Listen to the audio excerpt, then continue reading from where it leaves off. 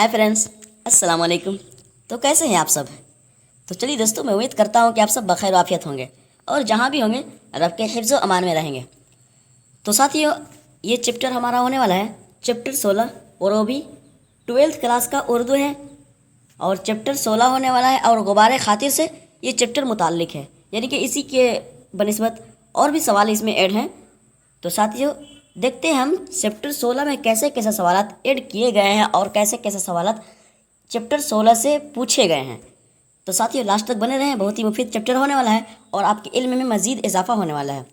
तो चलिए साथियों, उन नाज़रीन से रिक्वेस्ट करूँगा अपने सवालों की तरफ बढ़ने से पहले कि जो नाज़रीन जो साथी अब तक सब्सक्राइब ना किए हों तो ज़रूर सब्सक्राइब कर दें, बेल आइकन प्रेस कर दें और दूसरे अहबाब साथी तक ज़रूर शेयर कर दें ताकि वो भी उर्दू से रिलेटेड जितने एग्ज़ाम देने वाले हैं या उनके एग्ज़ाम आने वाले हैं तो उसकी तैयारी अच्छे तरीके से कर सकें।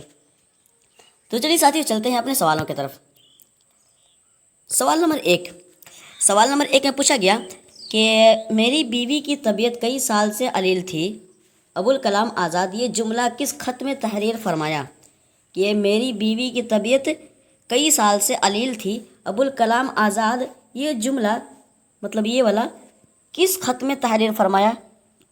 ऑप्शन ए तीसरा खत में, ऑप्शन बी दूसरा खत में, ऑप्शन सी पहला खत में, ऑप्शन डी तीनों खत में। तो दोस्तों, सवाल नंबर 1 में जो पूछा गया कि गुबारा खातिर में 3 खतूत दिए गए हैं कि अबुल कलाम आज़ाद के 3 खतूत, तो उनमें से किस खत में वो अबुल कलाम अपनी बीवी की तबीयत के अलील के बारे में दर्ज किए हैं? तो साथ ही सवाल नंबर 1 का हमारा करेक्ट आंसर होगा कि ये दूसरा खत में अबुल कलाम आज़ाद अपनी बीवी की तबीयत अलील के बारे में बयान किया है। तो हमारा ऑप्शन बी करेक्ट आंसर हो जाएगा साथियों सवाल नंबर 1 का। सवाल नंबर 2 में पूछा गया कि झैल में अबुल कलाम आज़ाद दूसरा ख़त कब तहरीर फरमाया मुंतखब करें। यानी कि अबुल कलाम आज़ाद जो है तो ये दूसरा ख़त जो है ना वो कब तहरीर फरमाया था, किस सन ईस्वी में? ऑप्शन ए 1942 ईस्वी, ऑप्शन बी 1940 ईस्वी, ऑप्शन सी 1943 ईस्वी, ऑप्शन डी 1947 ईस्वी। तो दोस्तों, सवाल नंबर 2 का हमारा करेक्ट आंसर होगा कि झैल में अबुल कलाम आज़ाद दूसरा ख़त कब तहरीर फरमाया था? तो ये 1943 ईस्वी चल रहा था। ठीक, 1943 ईस्वी चल रहा था जब ये दूसरा ख़त लिखे थे। तो हमारा ऑप्शन सी करेक्ट आंसर हो जाएगा साथी सवाल नंबर 2 का। सवाल नंबर 3 में पूछा गया कि अबुल कलाम आज़ाद का मौलवी मोहम्मद याकूब से क्या रिश्ता है, इंतखाब करें। यानी कि अबुल कलाम आज़ाद जो है इनका और ये मौलवी मोहम्मद याकूब से, यानी कि अबुल कलाम आज़ाद का मौलवी मोहम्मद याकूब से क्या रिश्ता है, इंतखाब करें। ऑप्शन ए शागिर्द का, ऑप्शन बी ससुर का, ऑप्शन सी वालिद का, ऑप्शन डी चचा का। तो साथी सवाल नंबर 3 बहुत ही आसान सवाल है। अगर आप शामिल निसाब में जो कहानी है गुबारे खातिर या अबुल कलाम आज़ाद, तो वो अगर मुताला किए होंगे तो ज़रूर आपको इस सवाल का जवाब आता होगा कि अबुल कलाम आज़ाद का मौलवी मोहम्मद याकूब से क्या रिश्ता है। तो दोस्तों, मैं आपको बताता चलूँ कि सवाल नंबर 3 का हमारा करेक्ट और दुरुस्त जवाब होगा कि ये शागिर्द का रिश्ता है। ठीक है, यानी कि अबुल कलाम आज़ाद के ये उस्ताद रहे हैं, कौन? मौलवी मोहम्मद याकूब। तो अबुल कलाम आज़ाद का मौलवी मोहम्मद याकूब से क्या रिश्ता है? तो ये मौलवी मोहम्मद याकूब की ये शागिर्द हैं। तो हमारा ऑप्शन ए करेक्ट आंसर हो जाएगा साथियों सवाल नंबर 3 का। सवाल नंबर 4 इसमें पूछा गया कि अबुल कलाम आज़ाद महात्मा गांधी के ज़माने में मौजूद थे या नहीं थे, दर्ज करें। यानी कि अबुल कलाम आज़ाद जो है वो महात्मा गांधी के ज़माने में, यानी कि जब महात्मा गांधी मौजूद थे दुनिया में, तो उस वक्त मौलाना अबुल कलाम आज़ाद का वजूद था या नहीं था? ऑप्शन अलिफ मौजूद नहीं थे, ऑप्शन बी मौजूद थे। अच्छा, यहाँ तो चलिए एक ठो काट देते हैं, मौजूद नहीं थे मतलब एक ठो में मौजूद थे। ठीक, ऑप्शन बी हमारा मौजूद थे है। तो साथियों, हमारा सवाल नंबर 4 का हमारा करेक्ट आंसर होगा कि ये अबुल कलाम आज़ाद महात्मा गांधी के ज़माने में मौजूद थे। ठीक, ये अबुल कलाम आज़ाद जो थे वो मौजूद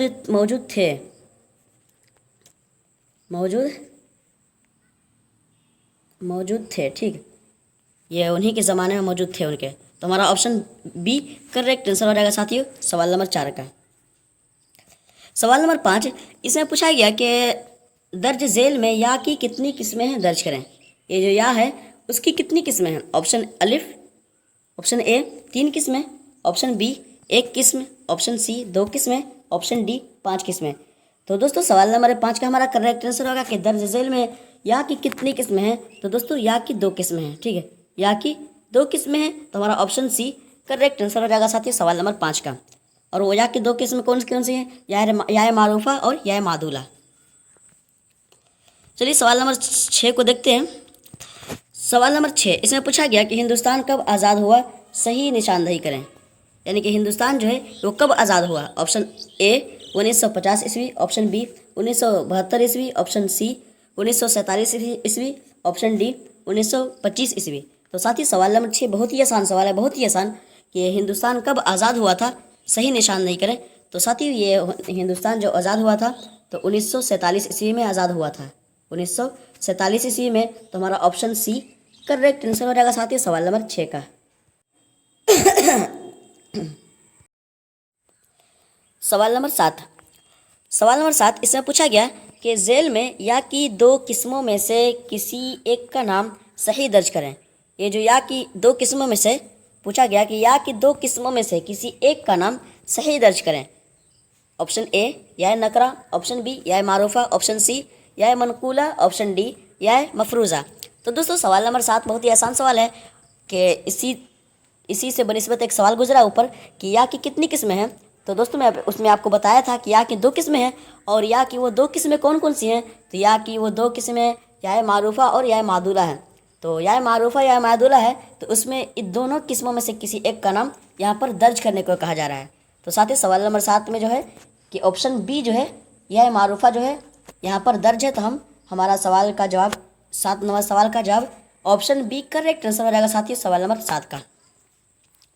सवाल नंबर 8 इसमें पूछा गया कि जेल में मुक़ल्लिद की तारीफ़ क्या होगी, इंतखाब करें।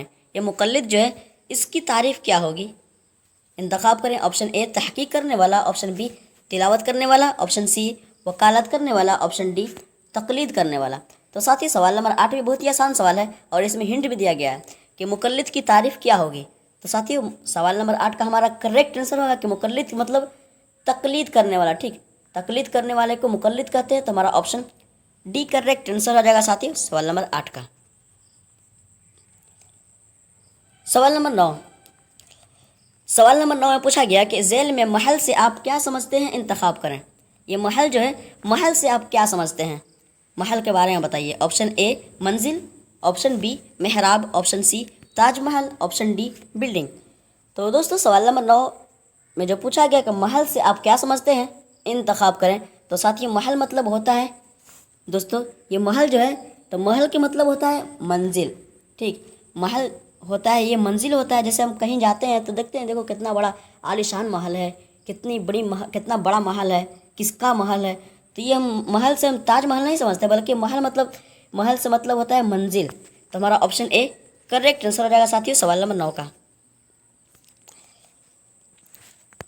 सवाल नंबर 10 इसमें पूछा गया कि जेल में उन्हें कौन सा सेगा है, दर्ज करें। अच्छा, जेल में उन्हें कौन सा सेगा है, दर्ज करें। ऑप्शन ए जमा गायब, ऑप्शन बी जमा हाजिर, ऑप्शन सी वाहिद हाजिर, ऑप्शन डी जमा मुतकल्लिम। तो दोस्तों सवाल नंबर 10 जो है ये उर्दू ग्रामर से क्वेश्चन किया गया है कि उन्हें जो है ये उन्हें लफ्ज़ जो है ये कौन सा सेगा है। तो दोस्तों सवाल नंबर 10 का हमारा करेक्ट आंसर होगा कि उन्हें जो है ये जमा गायब है, ठीक है। जमा गायब में आते हैं कि उन्हें, उन्होंने पढ़ा, उन्होंने मारा, वो लोग यहाँ से दूसरी जगह गए। तो ये जमा गायब के लिए आते हैं। तो हमारा ऑप्शन ए करेक्ट आंसर हो जाएगा साथियों सवाल नंबर 10 का। सवाल नंबर 11 इसमें पूछा गया कि अबुल कलाम आज़ाद 20 खतूत किसके नाम लिखे थे, मुताले के मुताबिक दर्ज करें।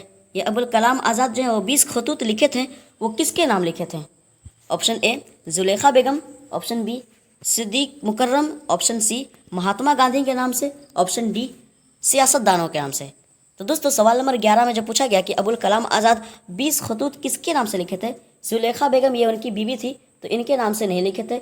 तो दोस्तों हमारा सवाल नंबर 11 का हमारा करेक्ट आंसर होगा कि ये सिद्दीक मुकर्रम जो थे इन्हीं के नाम से ख़त लिखे थे 20 खतूत। तो हमारा ऑप्शन बी करेक्ट आंसर हो जाएगा साथी सवाल नंबर 11 का।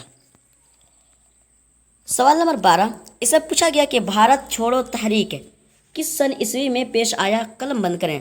ये भारत छोड़ो तहरीक जो शाये हुआ था, जो वाक़ हुआ था, तो वो किस सन ईस्वी में दरपेश आया था?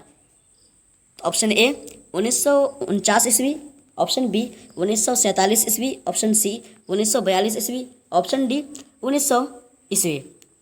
तो दोस्तों सवाल नंबर 12 का हमारा करेक्ट आंसर होगा कि भारत छोड़ो तहरीक किस सन ईस्वी में दरपेश आया था? तो दोस्तों 1947 में तो भारत आज़ादी ही हुआ था, तो उस वक्त क्यों आएगा? और 1949 में भी नहीं आया था, तो कब आया था? तो ये हमारा 1942 ईस्वी में ये शाये हुआ था। ये वाक़ हुआ था कि भारत छोड़ो तहरीक एक काफिला, मतलब एक ये बर्पा हुआ था कि भारत छोड़ो तहरीक निकली थी। तो हमारा ऑप्शन सी करेक्ट आंसर हो जाएगा साथी सवाल नंबर 12 का। सवाल नंबर 13 सवाल नंबर 13 में तो शेर है कि नुकसान नहीं जुनू में बला से हो घर खराब, नुकसान नहीं जुनू में बला से हो घर खराब, 2 गज ज़मी के बदले बयाबां गिरा नहीं। ये मिसरा है दोस्तों, एक पहला मिसरा और नीचे दूसरा मिसरा। इसमें कहा गया कि नुकसान नहीं जुनू में बला से हो घर खराब, 2 गज ज़मी के बदले बयाबां गिरा नहीं। दर्ज वाला शेर किसके हैं इंतखाब करें। यानी कि जो ये जो शेर है दोस्तों, ये शेर है, ये किसके हैं, ये शेर किसके हैं इंतखाब करें। ऑप्शन ए मिर्ज़ा गालिब की, ऑप्शन बी अबुल कलाम आज़ाद का, ऑप्शन सी मीर महदी का, ऑप्शन डी मीर तकी मीर का। तो दोस्तों सवाल नंबर 13 का हमारा करेक्ट आंसर होगा कि ये जो शेर है, ये वाला ये जो शेर है तो ये किसका है? तो साथियों ये शेर जो है कि नुकसान नहीं जुनू में बला से हो घर खराब, 2 गज ज़मी के बदले बयाबां गिरा नहीं, ये हमारे अबुल कलाम आज़ाद की लिखी हुई है। ठीक है, ये अबुल कलाम आज़ाद का है, तो हमारा ऑप्शन बी करेक्ट आंसर हो जाएगा साथियों सवाल नंबर 13 का। सवाल नंबर 14 इसमें पूछा गया कि हिंदुस्तानी सियासत के नाजुक मोड़ पर मौलाना आज़ाद क्या तहरीर फरमाए, सही इंतखाब करें। यानी कि हिंदुस्तानी सियासत के नाजुक मोड़ पर मौलाना आज़ाद जो हैं क्या तहरीर फरमाए थे, सही इंतखाब करें। ऑप्शन ए 3 खतूत, ऑप्शन बी रोशनी, ऑप्शन सी दरख्वास्त, ऑप्शन डी गुबारे खातिर।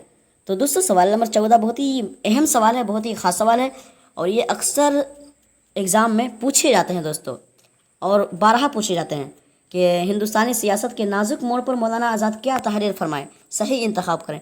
तो दोस्तों ये हमारा सवाल नंबर 14 का हमारा करेक्ट आंसर होगा कि ये गुबारे खातिर जो है यही तहरीर फरमाए थे, गुबारे खातिर तहरीर फरमाए थे, यानी कि गुबारे खातिर लिखे थे। तो हमारा ऑप्शन डी करेक्ट आंसर रहेगा साथियों सवाल नंबर 14 का।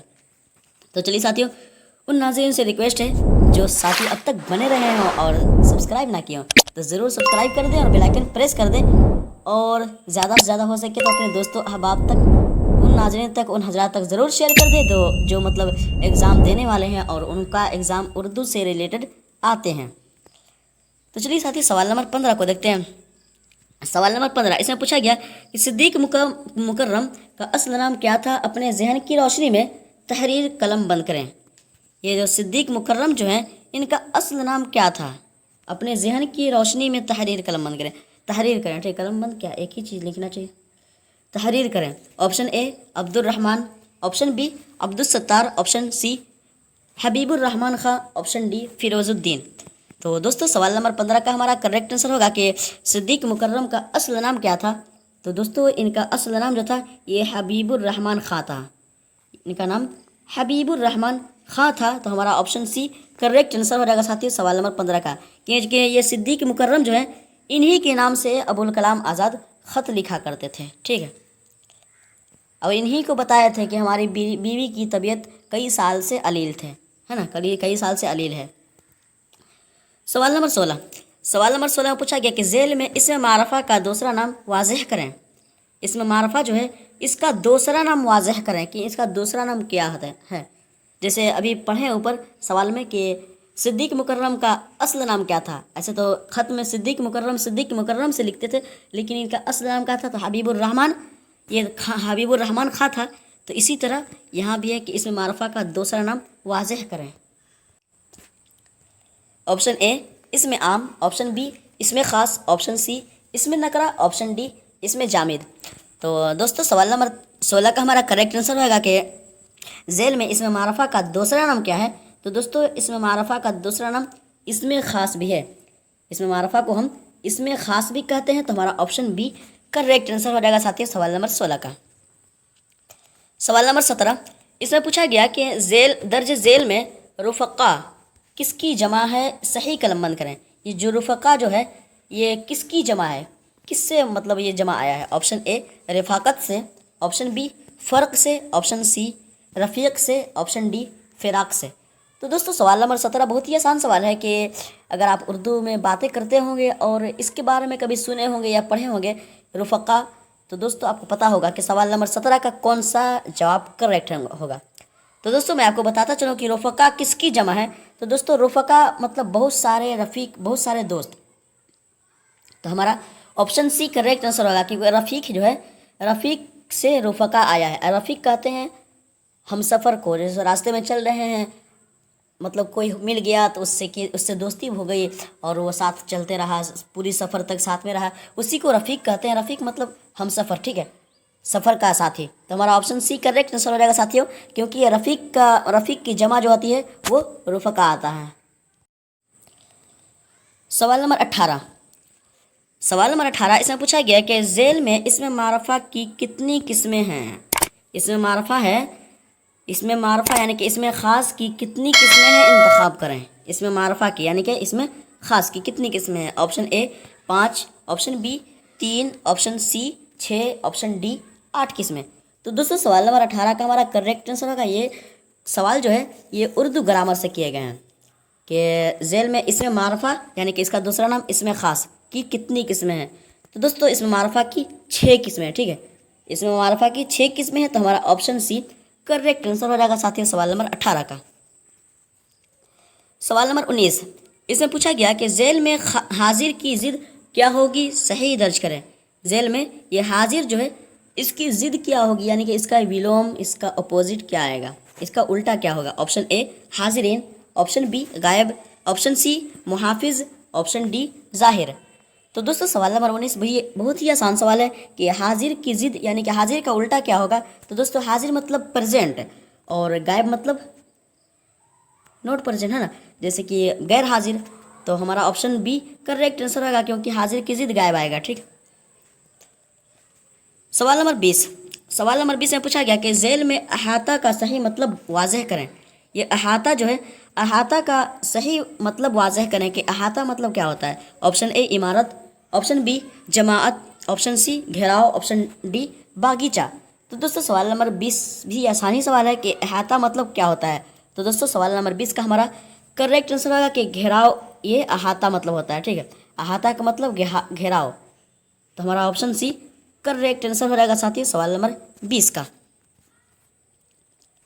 सवाल नंबर 21, सवाल नंबर 21 में पूछा गया कि भारत का स्वर्ग किसे कहा गया, सही कलमबंद करें। ये भारत का स्वर्ग किसे कहा गया, ठीक, हिंदी लफ्ज़ है ये स्वर्ग, लेकिन ऐसे कहें तो उर्दू में इसको जन्नत कहते हैं स्वर्ग को। तो दोस्तों भारत का स्वर्ग किसे कहा गया। तो मैं उम्मीद करता हूँ कि साथियों जी के तरह मतलब क्वेश्चन है कि भारत का स्वर्ग किसे कहा गया। तो आप ज़रूर अपने जहन को दौड़ाएं घोड़े की तरह और पता करें कि कौन से देश को कौन से कंट्री नहीं बल्कि कौन से स्टेट को, कौन से गांव को, कौन से शहर को भारत का देश कहा गया। ऑप्शन ए मुंबई को, ऑप्शन बी दिल्ली को, ऑप्शन सी हैदराबाद को, ऑप्शन डी कश्मीर को। तो दोस्तों यहाँ पर 4 ऑप्शन है, चारों ऑप्शन में आप अगर पढ़ रहे हो तो ज़रूर इसमें पढ़कर भी आप बता सकते हैं कि सवाल नंबर 21 का कौन सा जवाब सही होगा, क्योंकि भारत का स्वर्ग किसे कहा गया। और मैं उम्मीद करता हूँ कि आप सबके इल्म में ज़रूर इस सवाल का जवाब आता होगा कि भारत का स्वर्ग किसे कहा गया। तो चलिए दोस्तों मैं आपको बताता चलूँ कि सवाल नंबर 21 का हमारा करेक्ट आंसर होगा कि भारत का स्वर्ग जो कहा गया ये कश्मीर को कहा गया, ठीक है। कश्मीर की खूबसूरती इतनी अच्छी है, ऐसी खूबसूरत है, मतलब वहाँ पर नज़ारा है कि उसे भारत का स्वर्ग कहा गया, यानी कि भारत का जन्नत। तो हमारा ऑप्शन डी करेक्ट आंसर हो जाएगा साथी सवाल नंबर 21 का। सवाल नंबर 22 इसमें पूछा गया कि दर्ज झेल में मुजफ्फर गोरखपुरी का एक मजमूए का नाम दर्ज करें। ये मुजफ्फर गोरखपुरी जो है इनका एक मजमूए का नाम दर्ज करें। ऑप्शन ए तन्हाइयाँ, ऑप्शन बी दूरियाँ, ऑप्शन सी अकेलापन, ऑप्शन डी सच्चाइयाँ। तो साथियों सवाल नंबर 22 में जब पूछा गया कि मुजफ्फर गोरखपुरी का एक मजमूए का नाम दर्ज करें, तो साथियों सभी तो एक ही जैसे मजमूए लग रहे हैं, लेकिन इन्हीं में से चुनना है, इंतखाब करना है कि कौन सा मजमूआ मुजफ्फर हुसैन गोरखपुरी का है, ठीक है, मुजफ्फर गोरखपुरी के हैं। तो दोस्तों सवाल नंबर 22 का हमारा करेक्ट आंसर होगा कि मुजफ्फरपुरी का जो मजमुआ है, ये सच्चाइयाँ जो है ये मुजफ्फरपुरी का है, ठीक है, मुजफ्फरपुरी के हैं, माने कि मुजफ्फर गोरखपुरी का है। तो हमारा ऑप्शन डी करेक्ट आंसर हो जाएगा साथियों सवाल नंबर 22 का। सवाल नंबर 23, इसमें पूछा गया कि दर्ज झेल में जहाँ फिज़ा का सही माना क्या होगा। कलम बंद करें। ये जहाँ फिज़ा जो है, जहाँ फिज़ा का सही माना क्या होगा। ऑप्शन ए मुसर्रत अंगेज़, ऑप्शन बी जान निकालने वाला, ऑप्शन सी दिल का टुकड़ा, ऑप्शन डी जालिम। तो दोस्तों सवाल नंबर 23 का बहुत ही आसान सवाल है और बहुत ही मुश्किल है भी है, मतलब जो पढ़े नहीं है, जिनकी नज़र से, जिनकी कानों से मतलब ये आवाज़ नहीं सुनी होंगे लोग, यानी कि इसके बारे में नहीं जानते होंगे और इसको आप नहीं देखे होंगे, तो ज़रूर आपके लिए मुश्किल ही है कि जहाँ फिज़ा मतलब क्या होता है। तो साथ ही जहाँ फिज़ा मतलब होता है, तो सवाल नंबर 23 का हमारा करेक्ट आंसर होगा कि जहाँ फिज़ा का मतलब मुसर्रत अंगेज़, ठीक है, जहाँ फिज़ा मतलब मुसर्रत अंगेज़ होता है। तो हमारा ऑप्शन ए करेक्ट आंसर हो जाएगा साथियों सवाल नंबर 23 का। सवाल नंबर 24, इसमें पूछा गया कि यहाँ अहाता के अंदर एक पुरानी डॉट है, खाली जगह मुनासिब लफ्ज़ से पुर करें। यहाँ पर क्या होने चाहिए कि यहाँ अहाता के अंदर एक पुरानी है, क्या होना चाहिए, क्या है, पुरानी हवेली है, ऑप्शन बी पुरानी मस्जिद है, ऑप्शन सी पुरानी झील है, ऑप्शन डी पुरानी कब्र है। तो दोस्तों सवाल नंबर 24 का हमारा करेक्ट आंसर हो जाएगा कि यहाँ अहाता के अंदर एक पुरानी मस्जिद है, ठीक, यहाँ एक पुरानी मस्जिद है। तो हमारा ऑप्शन बी करेक्ट आंसर हो जाएगा साथियों सवाल नंबर 24 का। सवाल नंबर आखिरी यानी कि सवाल नंबर 25। सवाल नंबर 25 में पूछा गया कि मौलाना सआदत हुसैन अबुल कलाम आज़ाद के कौन थे, दर्ज करें। ये मौलाना सआदत हुसैन जो है ये अबुल कलाम आज़ाद के कौन थे। इसी तरह इसी टाइप के सवाल ऊपर गुजर गया कि वहाँ पर लिखा गया था कि अबुल कलाम आज़ाद का मौलवी मोहम्मद याकूब से क्या रिश्ता था। तो मौलवी मोहम्मद याकूब से मौलाना अबुल कलाम आज़ाद का ये शागिर्द का रिश्ता था, लेकिन यहाँ पर पूछा गया कि मौलाना सआदत हुसैन अबुल कलाम आज़ाद के कौन थे, यानी कि ये कौन थे मौलाना सआदत हुसैन। ऑप्शन ए दादा थे, ऑप्शन बी उस्ताद, ऑप्शन सी नाना, ऑप्शन डी चचा। तो साथ ही सवाल नंबर 25 भी बहुत ही आसान सवाल है कि मौलाना सआदत हुसैन अबुल कलाम आज़ाद के कौन थे। तो दोस्तों ये अबुल कलाम आज़ाद के उस्ताद थे, ठीक है, अबुल कलाम आज़ाद के ये उस्ताद थे, कौन, मौलाना सआदत हुसैन ये अबुल कलाम आज़ाद के उस्ताद थे और मौलवी मोहम्मद याकूब भी उस्ताद ही थे, यानी कि तो हमारा ऑप्शन बी करेक्ट आंसर हो जाएगा साथियों सवाल नंबर 25 का। तो चलिए साथियों, thank you so much all everyone इतने देर तक बने रहने के लिए और अपनी तैयारी को मजबूत करने के लिए। तो चलिए साथियों, मैं उम्मीद करता हूँ कि आप सबके इल्म में मज़ीद इजाफा हुआ होगा और आपकी तैयारी बखूबी तरीके से चल रही होगी। तो चलिए साथियों, मिलते हैं अगले चैप्टर में अगले सवालों के साथ अगले वीडियो में, और तब तक के लिए अपना ख्याल रखें और हमें भी याद रखें दुआओं में। और जाते जाते जो सब्सक्राइब ना किए हो तो ज़रूर सब्सक्राइब कर दें, बेल आइकन प्रेस कर दें। अल्लाह हाफिज़।